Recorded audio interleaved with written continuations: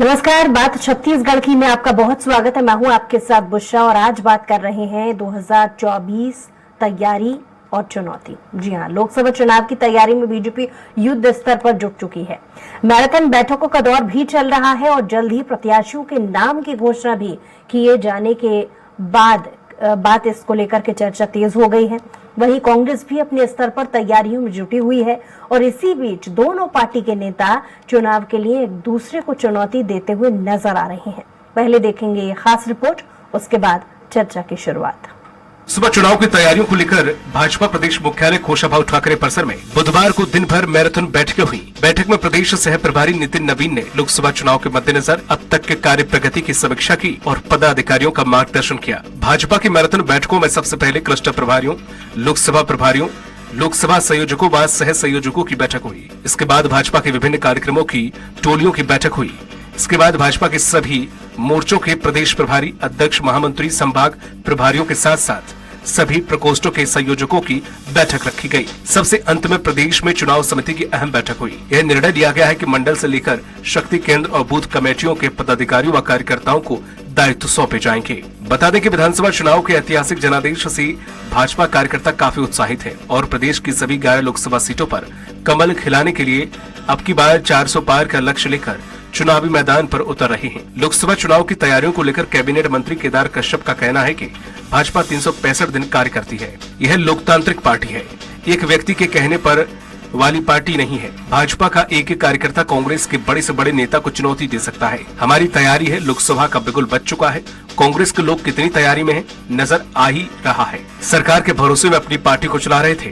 Cabinet मंत्री केदार कश्यप ने कांग्रेस को चुनौती दी है कि हिम्मत है तो कांग्रेसी कहीं किसी एक सीट पर वे जीतेंगे। उन्होंने कहा कि कांग्रेस नेताओं के तोते उड़ चुके हैं, कांग्रेस मरणासन हो चुकी है। अभी वे प्रत्याशी ढूंढ रहे हैं, उसके बाद कार्यकर्ता ढूंढेंगे और फिर वोटर ढूंढना होगा जब तक चुनाव निकल जाएगा।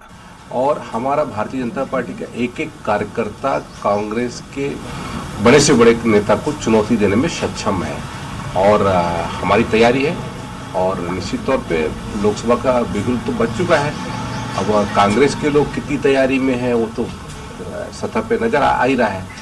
लोगों के पूरी तरीके से ताकत खत्म हो चुकी है और उनका वो जो जादुई तंत्र उनके तोते उड़ गए हैं और उसके कारण से अब उनकी स्थिति मरणासन हो गई और वो अब उबरने की स्थिति में नहीं है। वो तो अभी प्रत्याशी ढूंढने में लगे हैं, उनके बाद तो वोटर ढूंढने में, कार्यकर्ता ढूंढने में लगेंगे, फिर उसके बाद वोटर ढूंढने में लगेंगे, तब तक तो चुनाव बीत चुका हो। बीजेपी की चुनौती पर प्रदेश कांग्रेस अध्यक्ष दीपक बैज ने पलटवार किया। दीपक बैज ने भी केदार कश्यप को चुनौती देते हुए कहा है कि बीजेपी में हिम्मत है तो सभी 9 सांसदों को रिपीट करके बताएं, फिर देखते हैं कि लोकसभा चुनाव में किसकी जीत होती है। हम पहले से कह रहे हैं कि बीजेपी अपने सांसदों की टिकट काट रही है। मेरा दावा है कि कांग्रेस इस बार बीजेपी से अधिक सीटें जीतेगी। इस समय हम लोग फिर शुरू से कह रहे थे कि भारतीय जनता पार्टी के पास 11 में से 9 सांसद हैं, एक को भी रिपीट नहीं करेंगे। अगर केदार कश्यप जी में हिम्मत है तो फिर 11 का 11 को रिपीट करके बताए। मैं देता हूँ चुनौती, हमको चुनौती दे रहे हैं ना, मैं देता हूँ चुनौती, उन्होंने 9 को रिपीट करके बताए, फिर देखते हैं किसकी ज्यादा सीटें आती है।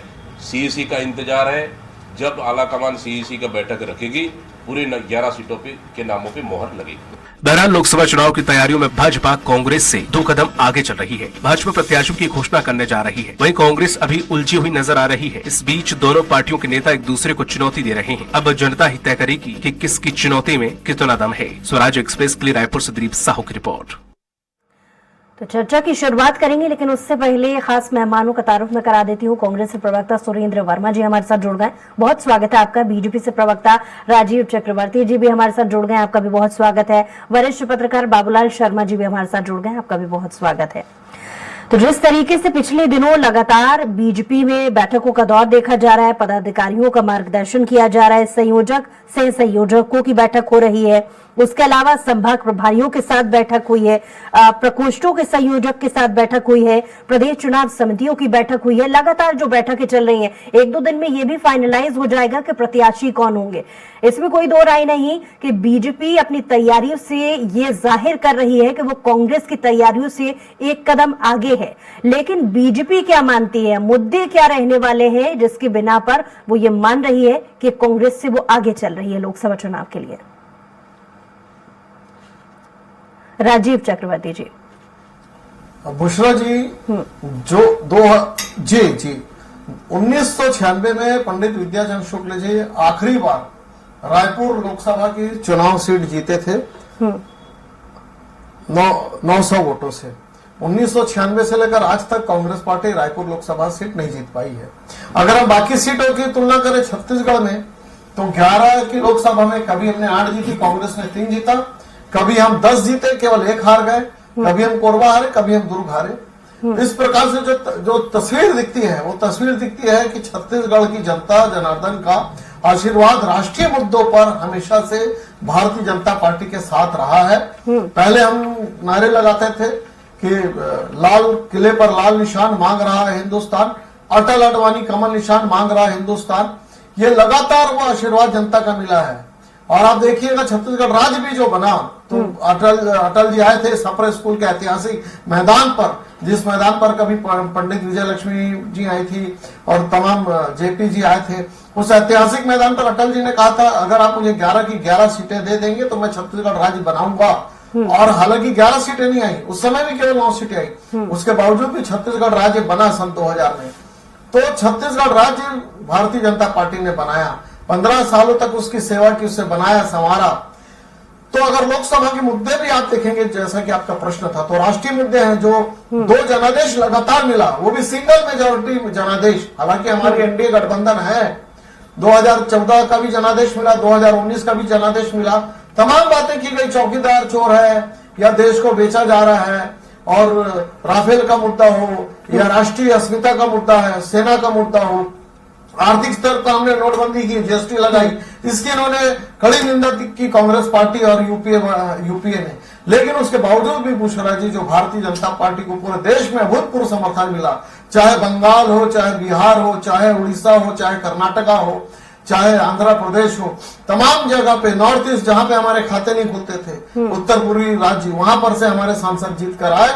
और छत्तीसगढ़ तो गोरा भूमि है, मध्य प्रदेश, छत्तीसगढ़, राजस्थान, वहां से भी हमारे सांसद जीत कर आए। और ये जो 2 जनादेश है 2014 से आज तक, ये पहली बार, पहले लंगड़ी सरकार हुआ करती थी, लोग अजीज आ जाते थे। 5 साल में 6 प्रधानमंत्रियों को देखा इस देश ने, और उस समय जो देश की दशा दिशा खराब हो गई, उसको भी देश ने देखा और भोगा है कि देश की अर्थव्यवस्था पटरी से विहीन हो गई। तो आज जिस प्रकार से देश चल रहा है, विश्व के इतने व्यवधान के बावजूद भी, जहां आर्थिक स्थितियां गंभीर है, जहां पर इतनी विषम परिस्थितियां कोरोना के बाद, पोस्ट कोरोना, प्री कोरोना, और देश आगे बढ़ रहा है। हम चौथी एक बड़ी इकोनॉमी के रूप में बढ़ रहे हैं, हम मैन्युफैक्चरिंग हब के रूप में आगे बढ़ रहे हैं। विश्व की आधुनिक आईटी टेक्नोलॉजी हो या अंतरिक्ष यान की में छोड़ जाने की बात हो, अंतरिक्ष कार्यक्रम की बात हो, तो हम एक विकसित राष्ट्र की ओर आगे बढ़ रहे हैं। और निश्चित रूप से ये जो तीसरा जनादेश है भारतीय जनता पार्टी को लोकसभा में, छत्तीसगढ़ में भी हमें मिलेगा एक शानदार बहुमत। और पूरे भारतवर्ष में, आपके लोकप्रिय चैनल के माध्यम से मैं कहना चाहूंगा कि देश की जनता जनार्दन का भरपूर आशीर्वाद भारतीय जनता पार्टी के साथ है, मोदी जी के साथ है। और राहुल गांधी जी केवल विषमन कर रहे हैं, कांग्रेस पार्टी केवल विषमन कर रही है, छेदरान्वेष कर रही है, लेकिन हम एक एब्सोल्यूट मेजॉरिटी के साथ तीसरी बार सरकार बनाने जा रहे हैं। ठीक है, सुरेंद्र जी से जवाब। सुरेंद्र जी, बीजेपी का तो ये मानना है कि वो कांग्रेस की तैयारियों से बहुत ज्यादा आगे निकल गई है, एजेंडा भी सेट कर रखा है, तभी तो ये नारा देना भी शुरू कर दिया है कि 11 लोकसभा सीटों पर कमल खिलाने के लिए तैयार है बीजेपी, और 400 के पार उन्हें जाना है, इसकी भी तैयारी नजर है। यानी कि चुनावी एजेंडा वो तय कर चुकी है। लेकिन कहीं ना कहीं कांग्रेस कछुआ चाल चल रही है, जिसका खामियाजा उसे भुगतना पड़ सकता है, ऐसा कह रहे हैं राजू जी। बुशरा जी, भारतीय जनता पार्टी के जो दावे हैं वो पूरी तरह से तथ्यहीन है। तथ्यहीन इसलिए कि आज तक कभी 11 सीटें नहीं मिली है। किस आधार पर 11 सीट का दावा करते हैं? लोकसभा का चुनाव राष्ट्रीय मुद्दों पर होता है और इनके फर्जी राष्ट्रवाद की कलई खुल चुकी है। जब 2014 में ये सरकार में आए, तब ये 100 दिन में महंगाई कम करने का वादा किए थे, हर साल 2 करोड़ रोजगार देने का वादा किए थे। क्या हुआ उस वादे का? किसानों से स्वामीनाथन कमेटी की सिफारिश लागू करने की बात कही थी। 2022 तक हर व्यक्ति के सिर पे छत होने का दावा किए थे, हर किसान को एमएसपी की गारंटी और आय दुगुनी करने का वादा था। उन मुद्दों पर ये बात नहीं करेंगे। अभी कह रहे थे राष्ट्रवाद की ये बात कर रहे थे। पुलवामा के शहीदों को न्याय मिल गया। 2019 में तो सेना की वर्दी पे ये चुनाव लड़े, जिस प्रकार से पठानकोट में हमला हुआ था पाकिस्तान की एजेंसी को, इनकी सरकार तो देश के इतिहास में सबसे कायर सरकार तो मोदी सरकार है। और ये अर्थव्यवस्था की किस मुंह से बात करते हैं? पहली बार देश के इतिहास में उल्टे पांव तेजी से भाग रही है तो वो मोदी सरकार में भाग रही है। देश की समृद्धि, देश के संसाधन 30 बड़े सार्वजनिक उपक्रम को बेचने के बाद देश पर कुल कर्ज का भार जो है वो 2014 की तुलना में लगभग 2.5 गुना हो गया। 205 करोड़ से अधिक का कर्जा है देश के ऊपर, और ये लादने वाले यही मोदी सरकार है। तो प्रदेश की जनता जो है वो भोग रही है। जिसको ये गारंटी बताते थे वो जुमला हो गए, और जुमलों को ये गारंटी का नाम बदल के इस प्रकार से बार बार नहीं ठग सकते।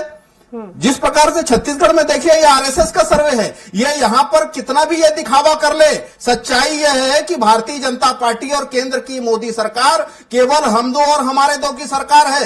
मोदी शाह के सामने किसी को न दावेदारी करने का अधिकार है, न किसी के सलाह और सुझाव की जरूरत है। दूसरा जी, आपने देखा पिछले लोकसभा चुनाव में 11 के 11 उम्मीदवार बदल दिए। किसी से पूछा गया क्या?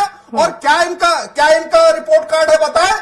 रायपुर के सांसद, एक्सीडेंटल सांसद सुनील सोनी बताए कभी कोई हक और अधिकार की बात ये रखे हो? जीएसटी की क्षतिपूर्ति रोकी गई, तमाम तरह के कोल की रॉयल्टी रोकी गई। बिलासपुर के सांसद रहे अरुण साहब, इनके तत्कालीन प्रदेश अध्यक्ष थे, वर्तमान में डिप्टी तो आपको क्या लगता है 68,000 से ज्यादा तैयारियों के मुद्दे पर बीजेपी आगे बढ़ रही है, मुद्दों के बलबूते आगे बढ़ रही है, मोदी की गारंटी पर आगे बढ़ रही है? कांग्रेस जो है बिल्कुल नहीं, मोदी की गारंटी तो जुमला साबित हो गई है। और कांग्रेस की तैयारी जो है, कांग्रेस का कार्यकर्ता भारतीय जनता पार्टी की असफलता, भाजपा की नाकामी और इनके वादा खिलाफी को लेकर जनता के बीच में जा रही है। और हमारी तैयारी तो पहले से पूरी है। जो इलेक्शन कमेटी पुराने प्रत्याशियों के बलबूते अगर लोकसभा चुनाव के मैदान में बीजेपी आएगी तो मात खा जाएगी। इस सवाल का जवाब मैं लूंगी राजीव जी से, लेकिन पहले बाबूलाल जी से इस पर प्रतिक्रिया ले लेती हूँ। बाबूलाल जी, क्या आपको भी लगता है कि बीजेपी की तैयारी कांग्रेस की तैयारी से आगे निकल गई है? क्योंकि लगातार जिस तरीके से हम मैराथन बैठकें देख रहे हैं और जल्द ही प्रत्याशियों की घोषणा भी बीजेपी कर सकती है, तो तैयारियों के एनालिसिस से आप क्या समझते हैं? जब हम बाहर से देखते हैं तो प्रथम दृष्टिया तो यही नजर आता है जो आप कह रही हैं। भारतीय जनता पार्टी की तैयारियां जो है बहुत तेज हैं, और वो प्रचार प्रसार में भी आ रही है, अखबारों में भी आ रही है। लेकिन कांग्रेस की तैयारियों के बारे में अखबारों में कहीं चर्चा नहीं है। लेकिन मैं जहां तक जान पाया हूं, विधानसभा के समय भी आप देखे होंगे कि उनकी तैयारियां जो है अंदर ही अंदर चल रही थी, और जो है वो अंदर ही अंदर तैयारियां होते हुए और उन्होंने अपनी टिकट का खुलासा किया था। तो वही प्रक्रिया जो है आज भी कांग्रेस के अंदर में है, वहां भी बैठकें चल रही है, लेकिन वो प्रचारित नहीं हो रही है ज्यादा, ये समझ में आ रहा है। वहां भी एक कवायद चल रही है कि नए और पुराने का सम्मिश्रण किया जाए। भारतीय जनता पार्टी में भी इस बात की कवायद चल रही है कि नए और पुराने का सम्मिश्रण किया जाए। जैसा कि विधानसभा में सफलता मिली है नए और पुराने का सम्मिश्रण करने से, उसी तरीके से जो लोकसभा में भी हमें पूरा फायदा मिलेगा। पुराने में कौन होंगे और नए में कौन होंगे ये समझ तो बाहर है। लेकिन जहां तक समझ में आता है कि राजनांदगांव से अभिषेक सिंह का नाम चल रहा है, जो रमन सिंह के बेटे हैं, वो पहले सांसद रह चुके हैं, बीच में उनको टिकट नहीं मिली थी, उनको टिकट दी जा सकती है। दुर्ग में विजय बघेल, जिनको भूपेश बघेल के सामने विधानसभा चुनाव में उतार दिया गया था और वो बहुत कम वोटों से हार गए, उनको दी जा सकती है दुर्ग की टिकट। और रायपुर से सुनील सोनी के विषय पे चर्चा चल रही है, और कुछ लोगों का अनुमान है, ये अनुमान ही हो सकता है, मैं नहीं कह सकता कि इसमें कोई बात होगी। राज्यपाल रमेश बैस आज महाराष्ट्र के राज्यपाल हैं, हो सकता है कि उनको जो है यहाँ से सांसद का चुनाव लड़ने के लिए तैयार किया जाए, राज्यपाल पद से जो है इस्तीफा दिलाया जाए। ये भी एक चर्चा रायपुर के अंदर में चल रही है, लेकिन इसमें सच्चाई कितनी है ये किसी को पता नहीं। अब इसके सामने जो है भारतीय जनता पार्टी का एक संकल्प भी सामने आया है कि हम जो है महिला प्रत्याशियों को 33% जो है उससे ज्यादा टिकट देंगे। उस हिसाब से है 3 या 4 सीट जो है महिलाओं को जानी चाहिए। तो 3 अगर सीट जाती है तो 8 में 4 का रेशियो जो है पुराने और नए का होगा। ये जो मोटा मोटा जो समझ में आ रहा है वो है। वही स्थिति कांग्रेस में है। कांग्रेस नए चेहरे को खोज रही है, लेकिन हाईकमान पुराने चेहरों को लड़ाना चाहता है। इसलिए जो वहां भी लगता है कि 4-5 सीटों में पुराने और 4-5 सीटों में नए लोग आएंगे, और महिलाओं की भी तादाद उसमें 2 या 3 हो सकती है। ये रेशियो बन रहा है, और निश्चित रूप से जो है नए पुराने का सम्मिश्रण करके जो है ये प्रयोग जो है होगा। और देखिए फिर ये तो भारतीय जनता पार्टी जो चौंकाने के सिवाय दूसरा कोई तरीका नहीं है इनके पास, चौंकाती है, हर बात चौंकाती है, तो इनका चौंकाने का काम भी हो सकता है। बिल्कुल नए चेहरे सामने आ जाएंगे यानी जिनको कुल कोई जानता भी मिलाकर ना हो। न सिर्फ बीजेपी बल्कि माना ये भी जा सकता है कि कांग्रेस भी इसी फॉर्मेट पर चल सकती है और नए चेहरों को मौका दे सकती है। लेकिन पहले सुरेंद्र जी के सवाल का जवाब मैं ले लेती हूँ, इस सवाल को आगे बढ़ाती हूँ राजीव जी की तरफ। राजीव जी, सुरेंद्र जी ये जानना चाह रहे थे और ये उन्होंने पूछा भी कि आपकी पार्टी के पुराने चेहरों पर अगर एक बार फिर से बीजेपी दांव खेलती है तो हार का सामना उसे करना पड़ सकता है, क्योंकि चुनाव जीतने के बिना मोदी का चेहरा है, मोदी के लोग लुभावने वादे हैं, यानी मोदी की गारंटी का जिक्र जैसा कि आप भी कर रहे थे। क्या जवाब दीजिएगा?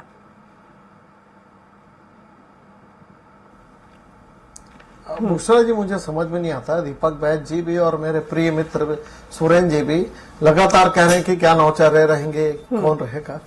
भारतीय जनता पार्टी की अपनी नीति है, अपने नेतागण हैं और अपनी पॉलिसी है। ये हम तथ्य करेंगे कि कौन चुनाव जीत सकता है। जीतने वाला अगर पुराने हैं तो वो उनको उतारा जाएगा, यदि नए पौध नई ऊर्जा की आवश्यकता तो नए आएंगे। और जैसे आदरणीय बाबू भैया कह रहे थे कि हो सकता है कि जो फॉर्मूला चल रहा है, तो बिल्कुल सही बात है, फॉर्मूला पार्टी विचार करती है कि महिलाओं को आगे बढ़ाया भी था कि तो हम जिसे भी बुलाएं, हमारी पार्टी कार्डर वाइज पार्टी है, सांसदों ने इतना अच्छा काम भी नहीं किया है कि उनको उनके काम के बिना पर अगर रिपीट करती है बीजेपी तो जीत मिल पाएगी।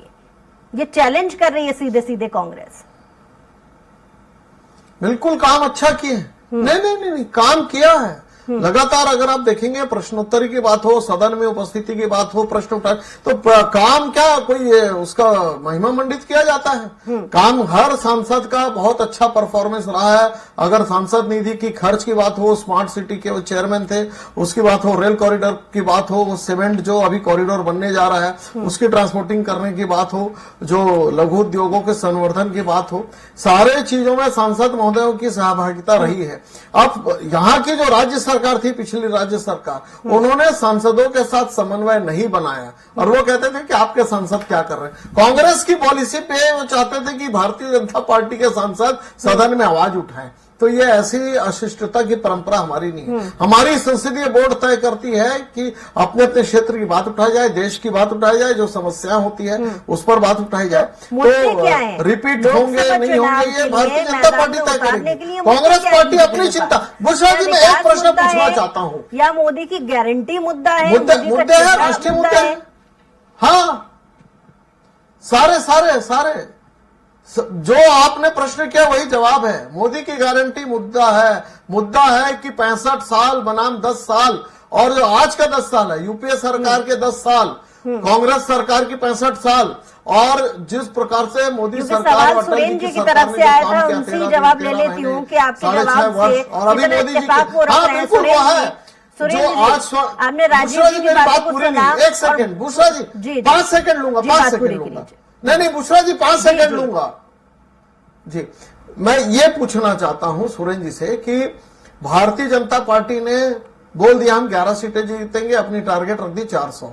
कांग्रेस पार्टी ये बताए कि वो छत्तीसगढ़ में कितनी सीटें जीतेंगी। देश भर में उनकी पहली 50 सीटें थी, इस बार 55 सीटें हैं। आने वाले समय में वो क्या अपेक्षा रखते हैं? हर पार्टी अपनी टारगेट तय करती है, अपनी जमीनी हकीकत बताती है। कांग्रेस पार्टी को भी तय करना चाहिए कि उनका टारगेट क्या है, देश का टारगेट क्या है, इस प्रदेश का टारगेट क्या है। और मुद्दे की बात करते हैं तो देश की जनता ने 2 बार कांग्रेस को खारिज कर दिया है सारे मुद्दों, जो मुद्दे को आज भी वो कहते हैं। सुरेंद्र जी, क्योंकि सवाल आपकी तरफ से आया था, राजीव जी के जवाब से आप कितना इत्तेफाक रखते हैं, और साथ ही साथ बाबूलाल जी ने बहुत अच्छा यहाँ पर जिक्र किया है कि कांग्रेस भी उसी फॉर्मेट पर अपने प्रत्याशियों को मैदान में उतारने वाली है, यानी रिपीट अपने चेहरों को वो भी नहीं करने वाली है। तो कांग्रेस के क्या मुद्दे हैं? वरिष्ठ पत्रकार हैं, बेहद विद्वान वरिष्ठ पत्रकार हैं बाबूलाल शर्मा जी। उन्होंने कांग्रेस और भाजपा के नीतियों का अंतर बताया कि ये जो दिखाया जा रहा है, जो ये इवेंट जीवी जो प्रोपेगेंडा करने वाले भाजपाई जो दावा कर रहे हैं, वो असलियत से कोसों दूर है। कांग्रेस जो है जिस पैटर्न में विधानसभा चुनाव में प्रत्याशी चयन की थी, जो ब्लॉक लेवल से नाम आए थे और ब्लॉक, जिला, प्रदेश और उसके बाद केंद्रीय चुनाव समिति ने तय किया था, उसी पैटर्न पर हम अभी आगे बढ़ रहे हैं। नीति और नेता का संकट तो भाजपा में है। वर्तमान में भाजपा के 157 एमपी कांग्रेस से बुलाए गए हैं, तो इनके पास ना नेता है ना नीति। 8-8 राज्य भाजपा शासित ऐसे हैं जहां दूसरे दल के लोग मुख्यमंत्री है। तो ये सर्वे देखिए, आज देखिए जो विधानसभा में हीरो जिनको बनाया गया था वो ओम माथुर कहाँ है भाजपा में। आप इसी से अंदाजा लगा लीजिए कि ये भाजपाई जो है मुद्दों के दिवालियेपन से कैसे घूम रहे हैं। बताइए 200 स्मार्ट सिटी कहाँ गए, वो एक भी सिटी बना दे, ये कागजों में है। ये सांसदों के, भाजपा सांसदों के गोद लिए गाँव आज भी इन भाजपाइयों के गेट से बाहर नहीं निकल पाए। प्रभारी जी कहा, राजू भाई सुन लीजिए, ये आरएसएस के सर्वे में ये बातें सामने आ रही है कि जांजगीर चांपा, रायगढ़, कोरबा, राजनांदगांव, महासमुंद और बस्तर में इन भाजपाइयों को ठिकाना नहीं मिल रहा है। तो इनको तो जीत के लाने पड़ जाएंगे। अच्छा पर चुनाव होगा। अब ये कितना ये पुलवामा करवा ले, चाहे जितने षड्यंत्र रच ले, इनके फर्जी राष्ट्रवाद की कलई खुल गई है। और जिस राफेल की बात कर रहे हैं, न्यायालय में ये एफिडेविट देते हैं, फाइल घूम गई, रक्षा विभाग की फाइल घूम गई, टाइपो एरर इनसे हो जाता है। 526 करोड़ का राफेल बिना टेक्निकल। सुरेंद्र जी, लेकिन एक बार फिर से अपने जवाब जो है सुरेंद्र जी, आप अपना जवाब लेकिन एक बार फिर से लोकसभा चुनाव की तैयारियों को लेकर के थोड़ा सा केंद्रित कीजिएगा। सुरेंद्र जी, जिस तरीके से बीजेपी में बैठकों का दौर चल रहा है और 1-2 दिन में प्रत्याशी भी घोषित हो जाएंगे, आपको नहीं लगता कि जनता के बीच में कहीं ना कहीं ये मैसेज बीजेपी ने कन्वे कर दिया है कि उनकी तैयारियों से, एक्टिवनेस से उनका चुनावी एजेंडा भी सेट है, मुद्दे भी बताने वो शुरू हो गए हैं, तो उनके हिसाब से हाथी निकल गया, बस पूंछ रह गई है। लेकिन बीजेपी के अलावा कांग्रेस के ऐसे बहुत सारी चीजें रह गई हैं चुनावी लिहाज से, चुनावी एजेंडे के हिसाब से, कि क्या तैयारियों के साथ मैदान में उतरेगी कांग्रेस? बुसरा जी, असलियत यही है कि मोदी सरकार के पिछले 10 साल की नाकामियों पर पर्देदारी करने के लिए ये बैठक खेल रहे हैं। ये केवल दिखावा है। न इनसे पूछा जाएगा प्रत्याशियों के संदर्भ में, न चुनाव में ये एजेंडा तय करने की स्थिति में है, न मुद्दे। लेकिन आपसे भी तो पूछा जा रहा है आपकी पार्टी के लिए। मोदी की गारंटी के नाम पर ये चुनाव लड़े थे, वो भी जुमला ना। हमारी सरकार ने जो काम किया 5 साल, वो छत्तीसगढ़ के इतिहास में पहली बार अर्थव्यवस्था के तीनों सेक्टर में छत्तीसगढ़ राष्ट्रीय औसत से बेहतर रहा, चाहे कृषि हो, चाहे उत्पादन हो, चाहे सेवा हो। तो ये उपलब्धियां हैं। हमने जनता ने खारिज कर दिया, के खातों में जनता ने आपके सारे मुद्दों को खारिज करके आपके घर में भेज दिया। राफेल के मामले में आपको 55 पर ले गया जी। आप सभी का और विधानसभा में 34 पर ले ये तमाम बातचीत के लिए। बहरहाल लोकसभा चुनाव की तैयारी में बीजेपी युद्ध स्तर पर जुटी हुई है। मैराथन बैठकों का दौर देखा जा रहा है। जल्द ही प्रत्याशियों के नाम की घोषणा भी कर दी जाएगी। ये देखने वाली बात होगी कि किसकी तैयारी किस पर भारी है लोकसभा चुनाव के लिए। बहरहाल हमारे खास पेशकश में इतना ही। कुछ और खबरों के लिए देखते रहिए स्वराज एक्सप्रेस।